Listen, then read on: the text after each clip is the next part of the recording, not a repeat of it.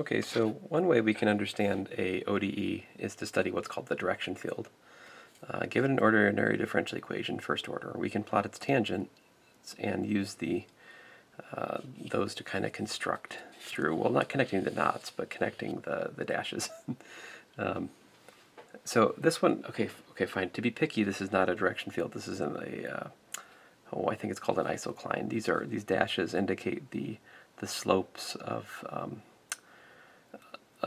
the differential equation at the respective points. The direction field would have little arrows, all right? But anyway, the little blue dashes represent tangents to the point. And so this one, dy dx equal to 0 is kind of boring. It just has horizontal tangents everywhere.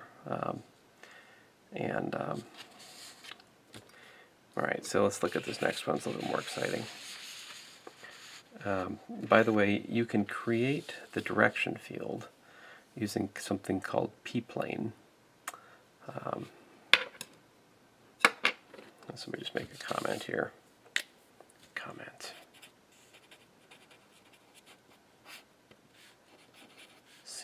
p-plane for nice visualization.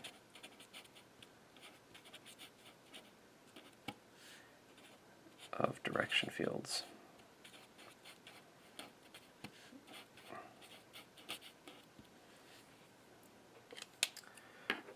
If you Google it, you'll find it. Although I think it's built into MATLAB, which you may or may not have access to. But anyway, here's another one. Y prime is equal to minus x over y. So here we have. So if you put x equal to 0, then you've got slope 0, horizontal dashes, right? If you put y equal to 0, that's undefined, right? So you can see where y goes to 0, you're going to get vertical slopes, right? And when x and y are both positive, you got negative slopes. When x and y are both negative, you got positive slopes. When x and y are respectively positive and negative, or vice versa, you've got positive slopes, like in here, right? And if I could draw better, you get circles, which of course is not surprising because I mentioned that this differential equation has x squared plus y squared equals to r squared as its solution. And here, well, we'll soon learn how to actually derive the solution using separation of variables, but one thing at a time, right? This is the direction. Well, I'd say direction field, but that's a slight abuse. It's a slope field, all right? Now, and these, by the way, these page numbers refer to my old Calculus 2 notes, which are still posted. And I have relinked on the resource page for you guys. Anyway, an equilibrium solution is one for which y doesn't change, so y prime equals to 0 along the solution. If we had y prime is equal to y times 1 minus 1/4 y squared, obviously y equals to 0 is an equilibrium solution, and also apparently y equals to plus or minus 2 will also do. So we've got these three equilibrium solutions. This is an autonomous equation. The direction field represents each x value. There's no x dependence. All right, well anyway, great. So larger point here is to find the equilibrium solutions. You can just set y prime equal to 0 and solve it and see what it leads you to. All right. For example, if you looked for equilibrium solutions in the circle problem, I think you just get the origin as the only equilibrium solution. This one here, if we set that equal to 0, we get y equals to plus or minus x as equilibrium solutions. And I think I'm referencing something I'm about to get to on the next page here. Yeah, so here's different, goodness gracious.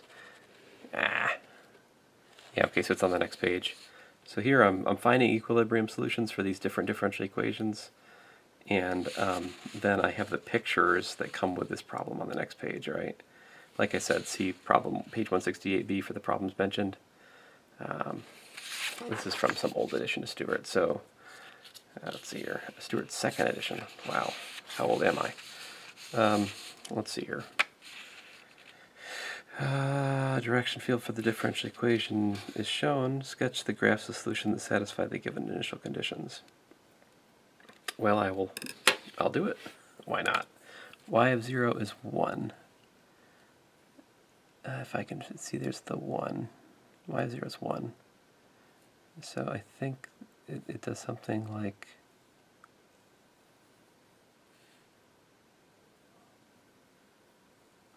roughly speaking, that's y of 0 being 1. Y of 0 is minus 1. I'll do that one in green. Uh-oh. Hope I don't make a mistake, because I don't want to print this thing out again. Y of 0 is minus 1. That's down here somewhere, and so it's got to go through here like that. And I've played with these things before, so I know it can't get past that equilibrium solution. It kind of gets dragged into there, and it kind of go down to this one, but then it kind of levels out like that. It can't cross that. The equilibrium solutions, I'll do in blue here. So y equals to 0 is the one equilibrium solution. Y equals to 2 was the other equilibrium solution. And y equal to minus 2 was the third equilibrium solution for this differential equation. Y prime is equal to y times 1 minus 1/4 y squared. And then we're also asked to plot the solution through like y of 0 being 3, y of 0 being 3 is like up here, so it kind of does this kind of deal. All right, anyway, great. Now let's get back to the other problem I was talking about a minute ago. We're supposed to match the given differential equation with its direction field, labeled 1 through 4. So we have y prime equals to y minus 1. So that has an equilibrium solution of y equals to 1, right? This one has an equilibrium solution of y equals to x. This one has equilibrium solutions of y equals plus or minus x. This has equilibrium solutions of y equals x cubed. So if you look through these, see here, y equals 1. I think 4 has to be this one. And let's see, that also has, notice this has, the solution is increasing for y greater than 1, and it's decreasing for y less than 1. So here we've got increasing above 1, decreasing below 1. I'm pretty sure that this is 4. Right, you see that equilibrium solution, y equals to 1, it's right there, and that's the only equilibrium. So see, the slope is 0 all the way along that thing. Let's see here.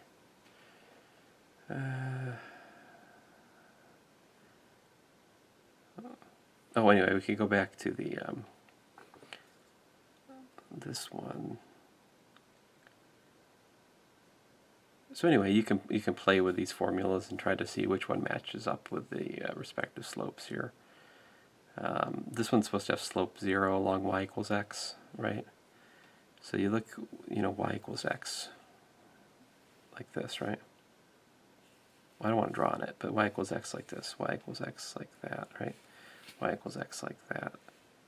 So I think 2 and 3 are contenders because it looks like they've got horizontal dashes along y equals x, right?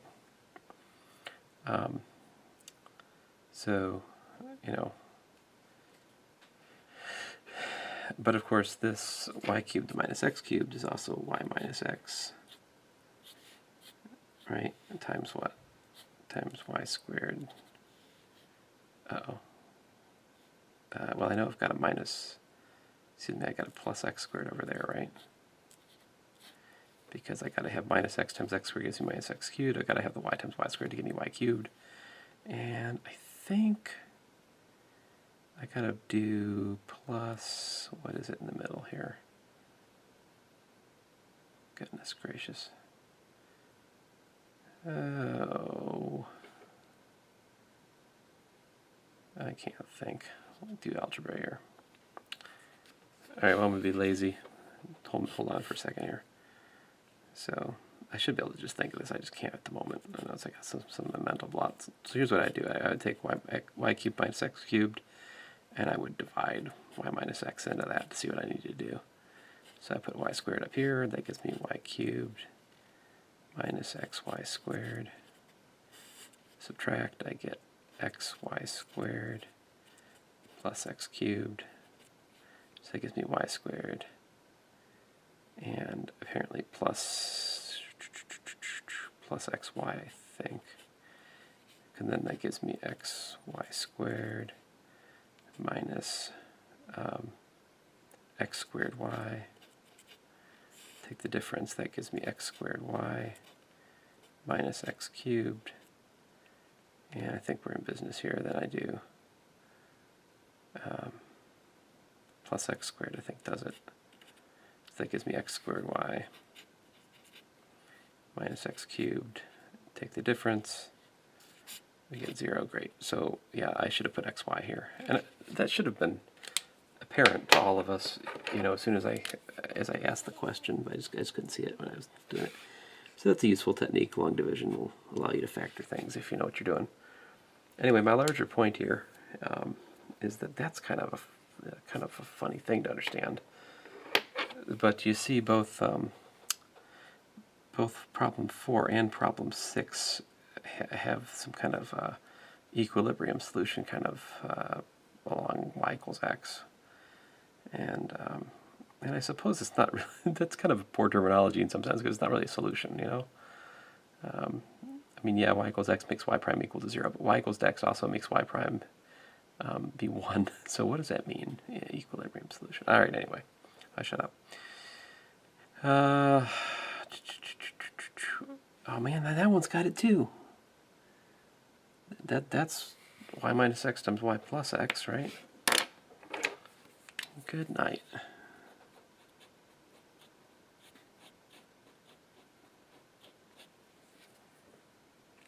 All right. Let's see here.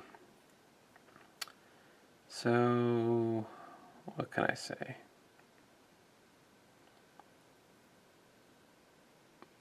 So we figured out this one was 4. So we already know 3 is out. 3 is 4. 3 is Roman numeral 4. And I think 2 is actually going to, Roman numeral 2 is going to be 4 because it's the relatively least complicated one here. And I think 3 is actually 5 because you see it's got y equals minus x and y equals x as equilibrium solutions. See that? Whereas, so yeah, I'm going to go with 3 matches 5, and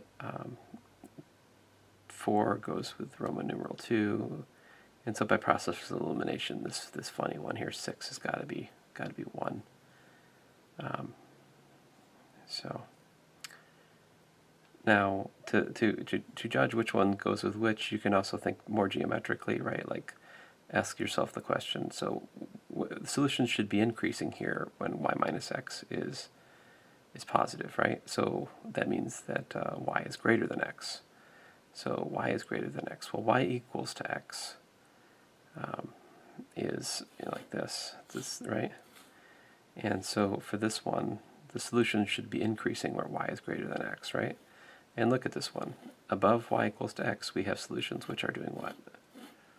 Increasing, right? Below y equals to x, we have solutions which are doing what? Decreasing, right? So this 4 is definitely number 2. And you could use similar reasoning, like over here, depending on whether these signs are both positive or both negative, you'd have either increasing or decreasing solutions. And if you study this thing, you're going to have like 4 sectors. In here we're increasing, over here we're decreasing, up down here we're increasing, and over here we're decreasing. So if you look at it, there's really, there's a story to tell for case 3. If you look at it between these lines, y equals x and y equals minus x, we're increasing. Over here we're decreasing. Up here we're increasing. And all the solutions that you see over here are decreasing. And so that is the same kind of story we'd be telling with this formula, depending on whether, what case we were there in. All right, I'm not going to belabor this more. Let's talk about Euler's method a bit. So my larger point there, though, guys, was that it can generally be a kind of tough problem to decide which direction field goes with which differential equation. I think that, to me, it's a tough problem.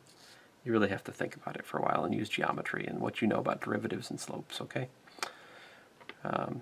but here's the idea of Euler's method. Basically, it just says to, well, I would say connect the dots, but it's kind of like connect the dots, but connect the slopes and the dots. Well, anyway, here's how it goes. So we start out with a point, and we draw a line segment from that initial point using the slope that's given to us by the differential equation. So like the slope of the first one has f of x naught y naught. We get to that point, dunk, and then we're like, okay, well then I'm going to make another line segment for the next increment, and I'm going to use the slope at f of x1 y1, which is where I got to, right? And I get to this point, dunk, and then I go, okay, well then I'm going to make another line segment, which is going to be based on this slope that the differential equation gives me at that point. And I pick a particular increment in x that I want to do this for, and I just kind of keep doing this. So the specific formulas I derive down here, it's just if I want slope and if I want these intercepts, then it gives me this equation. And so like y1 would be L naught of x1, which works out to y naught plus h times the differential equation function f evaluated at the initial point. That's what we call y1. And in a similar fashion, we can derive that L1 would be, instead of y naught, I've got y1. Instead of x naught, y naught, I've got x1, y1. Instead of x naught, I've got x1, like that. And you just keep doing this. And this is the Euler's method. You take my initial y1, I get from my initial x naught and y naught, and h times the differential equation. And then y2, I take my previous y1, h times the differential equation at the last point. And you just keep iterating. All right, this is Euler's method. Here's a specific example. Y prime is y plus xy. So here my big F is simply y plus xy. Somebody tells us start at 0, 1 and use a step size of 0.1. All right, and I want to find what is the solution at 0.5. All right, so I got to do 5 iterations. I do my y1, which is y naught plus h times that, which gives me, I plug in x naught, which is 0, and y naught, which is 1, into the differential equation. I get 1 plus 0 times 1, which is just 1, right? So I get 1 plus 0.1, which is 1.1. Then I take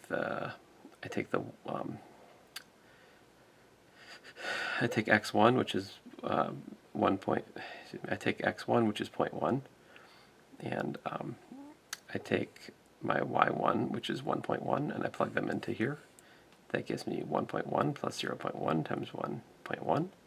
Multiply that by my step size, which was 1.1, and I add y1, and that gives me this. And then I keep doing this. I just take the last point and I feed it into the f according to the method, right? Like y2 is that, and x2 is 0.2. So that's why I plug in 1.221, and 0.2 times 1.221, that's y plus xy for y3 based on the second points, the second iterates. And you keep doing this, and you end up with about 1.762. By the way, this is number 23 in, I guess, addition to of Stewart. But anyway, Euler's method is really nothing more than trying to trace out the solutions in a direction field, if you think about it. So I could even go back, and this will be really confusing if people aren't watching the video, but oh well. So Euler's method, come on, would be, oh fine, I guess I'll make up I'm not going to make up a direction field, that's horrible. Goodness gracious. Try to freehand direction fields, what am I, an idiot? Alright, so here I'll foolishly attempt a sketch of, alright, so if I was to do, say, if I was to, man, these are too small, curses. If I was to start Euler's method like here with a, this being my h, All right. So I go, okay, well, that takes me, so this is my initial point. Then I use the slope there, which is kind of like this, right? And it takes me about that far. Then I get to here, right? Oh, this is going to be really boring because the slope's about the same. So at this one it would end up just doing like this. Something like that. So that's not very exciting. Man. But if I did like this one, right? I do like that much. I hit a horizontal one, so then I go over like that. And then, oops, looks like I'm going down, so I go like that, you know. And then I go more down like that. These are you know, rough plots of Euler's method, right? So see your text for prettier pictures, but that's essentially the idea. Anyway, let us go on to things which are much more reasonable for tests. Obviously, it's not like a great test question because it's very kind of, I don't know, tedious and really should be done with a computer. So anyway, up next, separation of variables.